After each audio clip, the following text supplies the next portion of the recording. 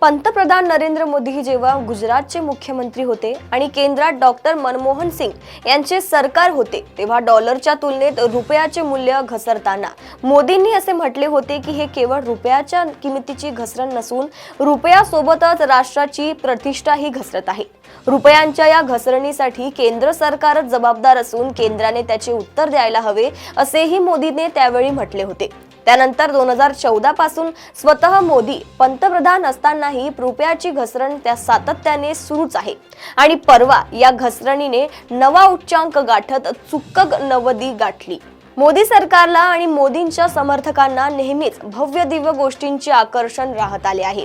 त्यामुळे कदाचित लवकरच मोदी सरकार रुपयाच्या घसरणीचे शतक एक महोत्सव म्हणून साजरे करू शकते। त्यावेळी मोदींनी रुपयाच्या घसरणीबद्दल केंद्राचे उत्तर द्यायला हवे अशी आग्रही मागणी केली होती। त्यामुळे आता स्वतः मोदींनी रुपयाचे हे घरंगळणे नेमके कशामुळे सुरू आहे, भारत सरकारच्या धोरणांचा काही हातभार या घसरणीला लागत आहे का याचे स्पष्टीकरण द्यायला हवे।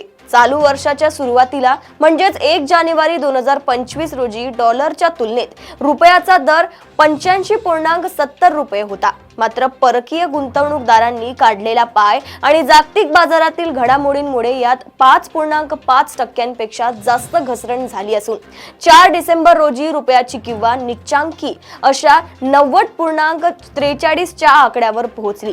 या घसरणी मागे अमेरिकेने भारतावर लादलेल्या टॅरिफचा मोठा हातभार आहे। या टॅरिफमुळे भारताच्या निर्यातीवर परिणाम झाला आहे। गेल्या 4-5 महिन्यात परदेशी संस्थात्मक गुंतवणूकदारांनी विक्रीचा सपाटा लावल्यानेही डॉलरची किंमत सातत्याने वधारत आहे। या गुंतवणूकदारांना टॅरिफची चिंता सतावत आहे। तेल उत्पादक आणि सोन्याचा व्यापार करणाऱ्या कंपन्या देखील डॉलर्सचा साठा वाढविण्याचा प्रयत्न करीत आहेत। या सगळ्याचा एकत्रित परिणाम रुपयाच्या अवमूल्यनातून दिसून येत आहे। आगामी काळात परिस्थिती बदलली नाही तर रुपयाच्या घसरणीचा शतक महोत्सवी समारंभ लवकरच साजरा करावा लागेल असे दिसते। अशाच घडामोडी व अपडेट्स मी साक्षी घेऊन येते देशोन्नती संपादकीयमध्ये। बघत रहा देशोन्नती। नमस्कार।